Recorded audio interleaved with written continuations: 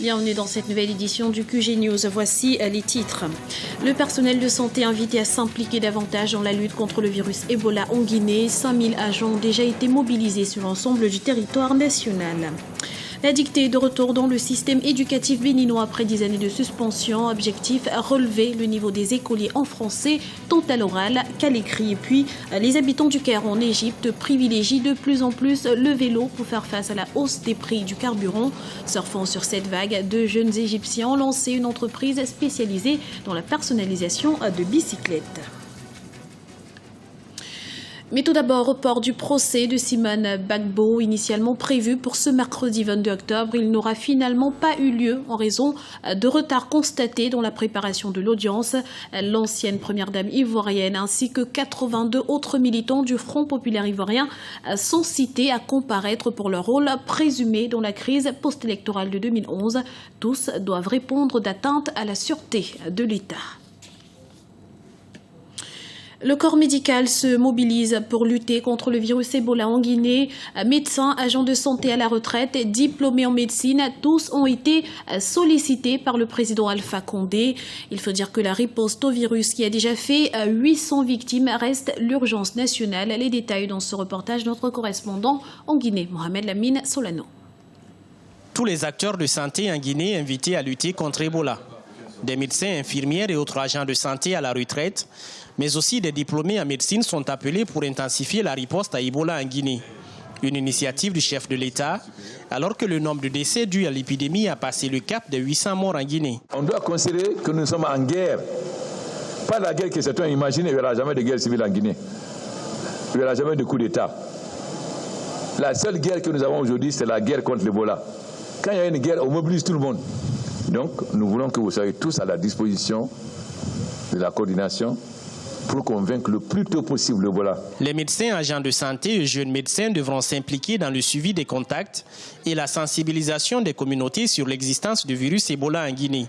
L'opération va couvrir tout le pays et on estime à plus de 5000 le nombre d'agents en cours de mobilisation pour contenir la fièvre hémorragique à virus Ebola. Nous serons sur le terrain et c'est un sacerdoce. Nous le ferons parce que l'art et le savoir que nous avons, c'est le peuple de Guinée qui nous les ont donnés. Et nous devons donc rendre notre dette à ce peuple qui est aujourd'hui en danger. Et cet appel du président est salutaire. Et les étudiants diplômés sans emploi, ils sont tous engagés, ils sont tous prêts à intervenir face à cette riposte. En tant qu'une personne guérie d'Ebola, la première chose que j'ai à dire à ma population, c'est de croire d'abord à la maladie. Que oui, ce n'est pas une politique de l'État, ce n'est pas aussi des mensonges. Ebola, c'est vraiment une maladie, une maladie. Oui, malgré que c'est grave, mais lorsqu'on est dépisté à temps, là, on a la chance de guérir. Dans les prochains jours, des réunions techniques se tiendront à Conakry pour une meilleure coordination de cette opération sur l'ensemble du territoire, alors que le président Condé déclare l'épidémie d'Ebola comme une urgence nationale. Dans l'actualité également, le Niger se dote d'un avion de renseignement pour lutter contre les groupes islamistes le long de ses frontières avec le Mali et la Libye. Une acquisition d'un montant de 10 millions d'euros qui devrait permettre au pays d'accroître ses capacités autonomes en matière de renseignement. Selon certains spécialistes, le Niger veut par cette démarche afficher sa souveraineté vis-à-vis des pays occidentaux présents sur son sol en ce qui concerne le renseignement. La dictée fait son grand retour au Bénin. Autrefois obligatoire, cet exercice avait disparu des programmes scolaires aux grandes dames des professionnels de l'éducation qui dénonçaient un impact négatif sur le niveau en français des écoliers. La réintroduction de cet exercice devrait permettre d'inverser la tendance. Reportage de notre correspondante au Bénin, Shiraïla Yoa Tawema. L'exercice de la dictée va redevenir une réalité dans le système éducatif béninois.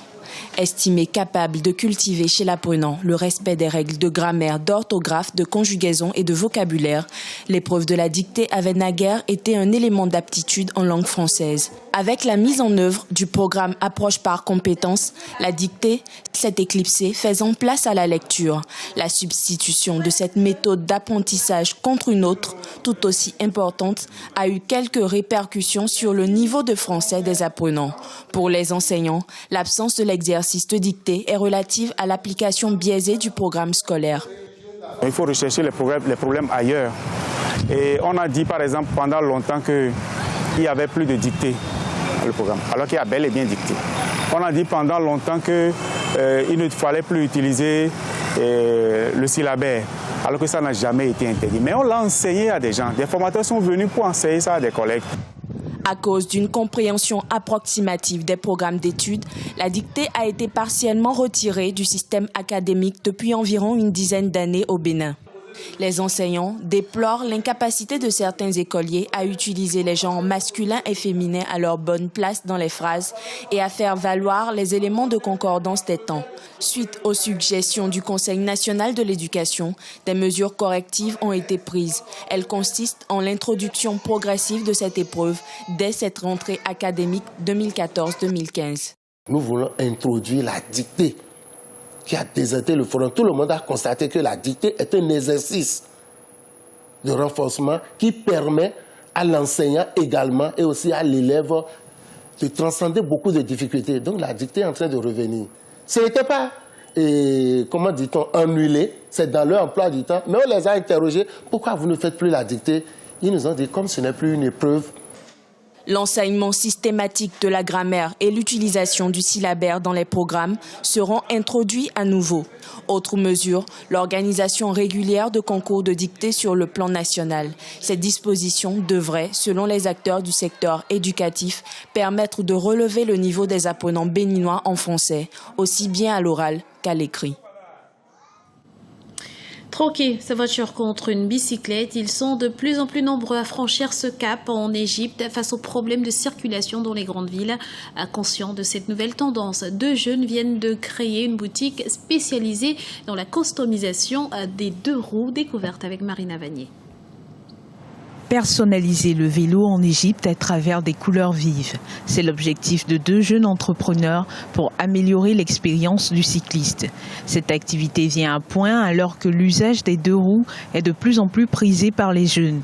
En juin dernier, le président égyptien Abdel Fattah al-Sisi avait enfilé son équipement et ses gants de cycliste en exhortant les Égyptiens à en faire de même pour aider le gouvernement à court d'argent.